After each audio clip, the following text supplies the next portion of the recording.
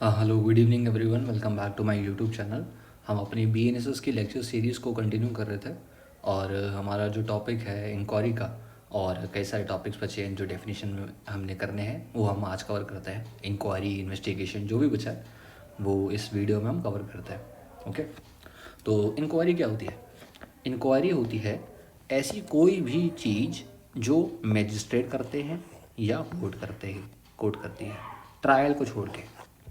देखो, अगर आप स्टेजेस ऑफ क्राइम के बारे में बात करते हो, क्रिमिनल लॉ के बारे में बात करते हो, स्टेजेस ऑफ क्रिमिनल लॉ, तो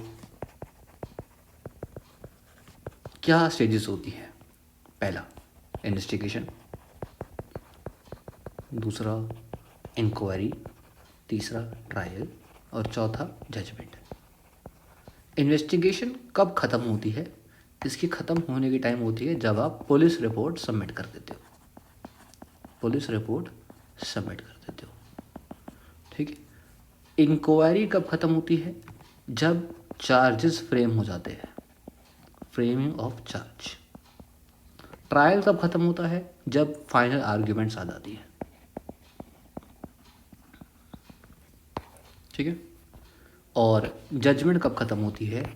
जब आप ऑर्डर ऑफ एक्विटल या कन्विक्शन दे देते हो। ऑर्डर ऑफ एक्विटल या ऑर्डर ऑफ कन्विक्शन आप दे देते हो, ठीक है। क्लियर हो गया? तो ये इंक्वायरी होती है। अब इंक्वायरी के एग्जांपल्स क्या हैं? मान लो ये मैजिस्ट्रेट है, मैजिस्ट्रेट मान लो कॉग्निजेंस ले रहा है, मैजिस्ट्रेट मान लो कमिटल कर रहा है केस का, मैजिस्ट्रेट मान लो ऑर्डर फॉर इन्वेस्टिगेशन दे रहा है,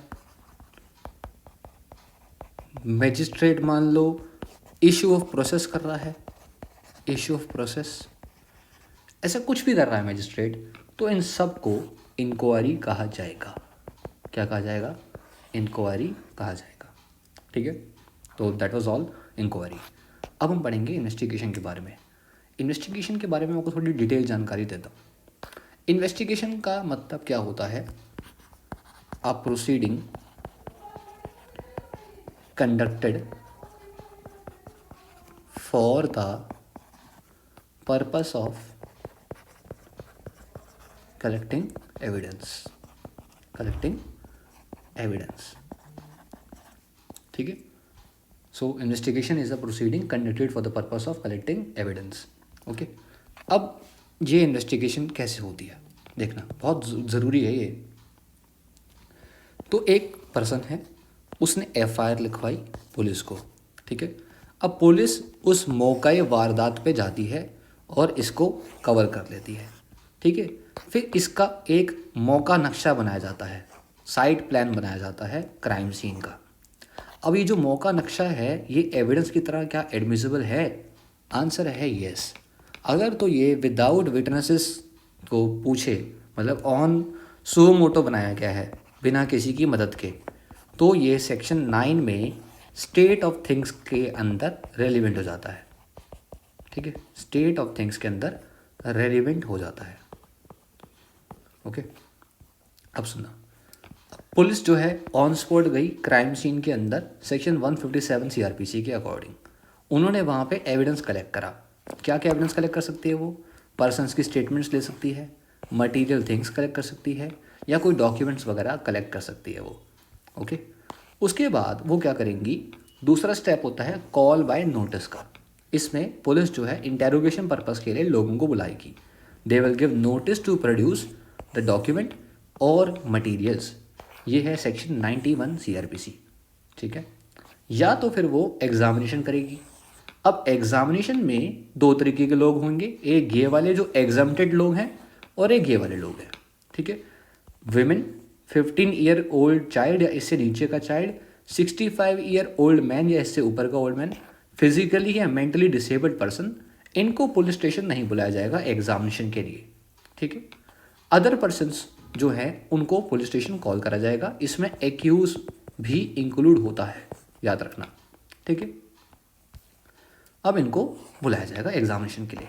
अब यहाँ पे इनका एग्जामिनेशन पुलिस स्टेशन नहीं होगा, लेकिन अगर पुलिस स्टेशन में एग्जामिनेशन का सेफ है, मतलब अगर हम वहाँ जाएं तो हो सकता है कि इमरजेंसी केसेस में वहाँ पर ये लोगों पर दबाव डाला जाए। जैसे एग्जांपल, हम किसी के घर जाते हैं तो वहाँ पर प्रेशराइज करा जाए कि तुमने पुलिस को ये बयान नहीं देना। तो ऐसे केस में, इमरजेंसी केसेस में, इनको पुलिस स्टेशन बुलाया जा सकता है। ठीक है, अब आगे सुनना। तो हमने क्या करा, हम स्पॉट पे गए, हमने नोटिस दिया, उसके बाद हमने सर्च कंडक्ट करी। सर्च जो है जनरल सर्च हो सकती है या स्पेसिफिक सर्च हो सकती है। जनरल सर्च किसी पर्सन की हो सकती है या किसी थिंग की हो सकती है। स्पेसिफिक सर्च कोई डॉक्यूमेंट की हो सकती है, कोई मटेरियल की हो सकती है। स्पेसिफिक सर्च जो है या जनरल सर्च जो है वो विद वारंट हो सकती है या विदाउट वारंट हो सकती है। विद वारंट के लिए सेक्शन 93 CRPC है, विदाउट वारंट के लिए सेक्शन 165 एंड 166 CRPC है।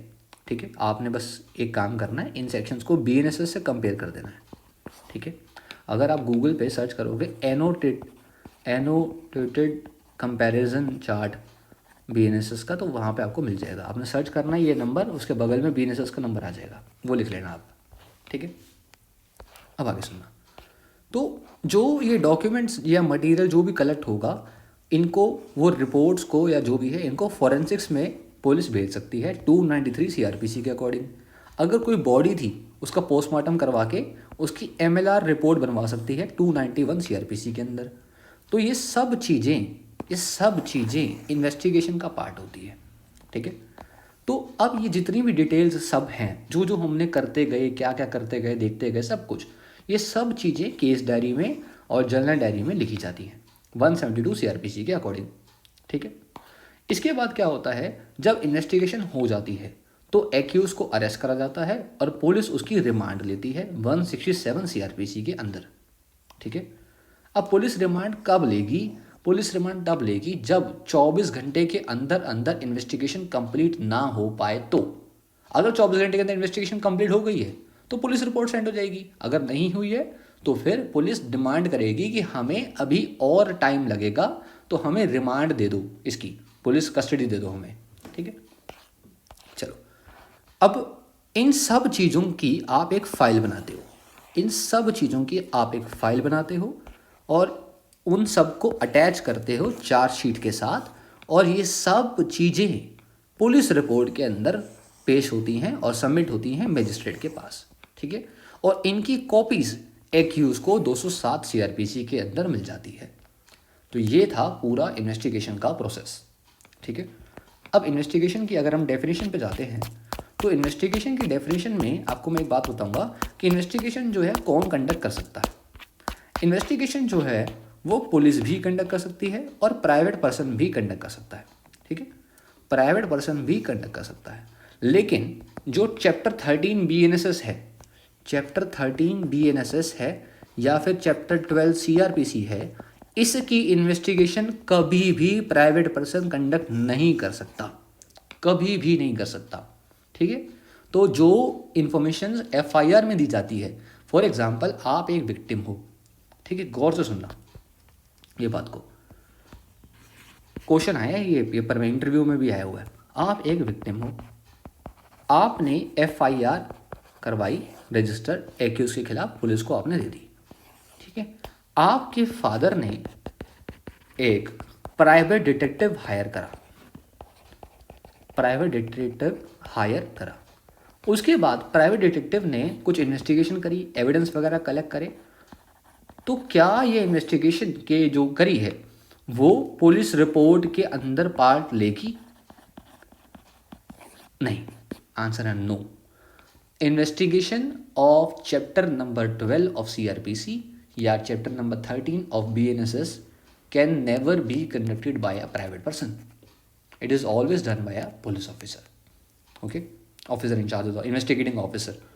ठीक है, चलो, क्या मैजिस्ट्रेट इन्वेस्टिगेशन कंडक्ट कर सकता है? No, other than a magistrate, magistrate can not conduct an investigation. अगर मैजिस्ट्रेट इन्वेस्टिगेशन कंडक्ट कर रहा है तो उसे इंक्वायरी कहा जाएगा, क्योंकि anything done by magistrate other than a trial is an inquiry. Clear हो गया? तो ये था इन्वेस्टिगेशन।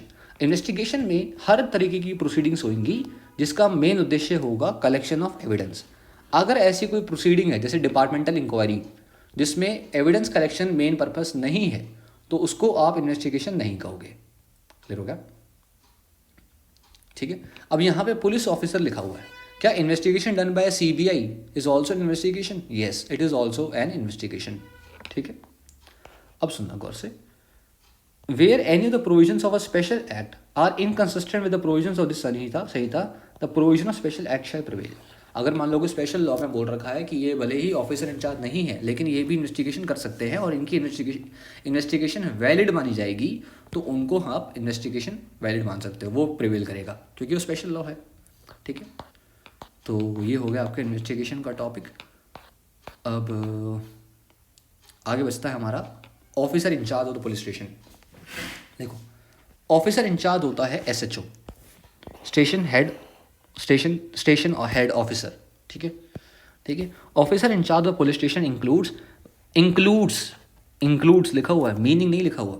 ठीक है, ऑफिसर इंचार्ज का क्या लिखा हुआ है? इंक्लूड लिखा हुआ कि इसमें इंक्लूड क्या क्या होगा, कौन कौन लोग ऑफिसर इंचार्ज हो सकते हैं, मीनिंग कहीं नहीं बता रखा। अदरवाइज क्या होता है, station head officer basically SHO जो होते हैं ऑफिसर पुलिस स्टेशन के, उन्हें ऑफिसर इंचार्ज कहा जाता है। ठीक है, अब सुनना, अगर ऑफिसर इंचार्ज एब्सेंट है, फॉर एग्जांपल FIR तो ऑफिसर इंचार्ज लिखता है लेकिन ऑफिसर इंचार्ज तो एब्सेंट है, वो बीमार है, वो अपनी ड्यूटीज़ को नहीं परफॉर्म कर पा रहा, तो ऐसे केस में जो नेक्स्ट इन रैंक ऑफिसर होगा, जैसे SI होगा, ASI होगा, जो भी नेक्स्ट इन रैंक ऑफिसर होगा वो हमारा ऑफिसर इंचार्ज बन सकता है। या फिर अगर कोई स्टेट गवर्नमेंट ने कोई पर्सन को अपॉइंट करा है कि तुम ड्यूटीज़ निभाओगे ऑफिसर इंचार्ज की, तो फिर वो भी ऑफिसर इंचार्ज बन सकता है। अब ऑफिसर इंचार्ज जो होगा, एक तो वो नेक्स्ट इन रैंक होगा, अगर एब्सेंट है तो OIC क्या है, एब्सेंट है या बीमार है, तो नेक्स्ट इन रैंक होगा और अबव दी कांस्टेबल रैंक होगा। तो क्या कांस्टेबल ऑफिसर इंचार्ज बन सकता है? नहीं बन सकता। या तो ये होगा ये पर्सन, या फिर कोई और पर्सन होगा जो स्टेट गवर्नमेंट ने अपॉइंट कर रखा है, स्टेट गवर्नमेंट ने अपॉइंट करा है इस बिहाफ पे,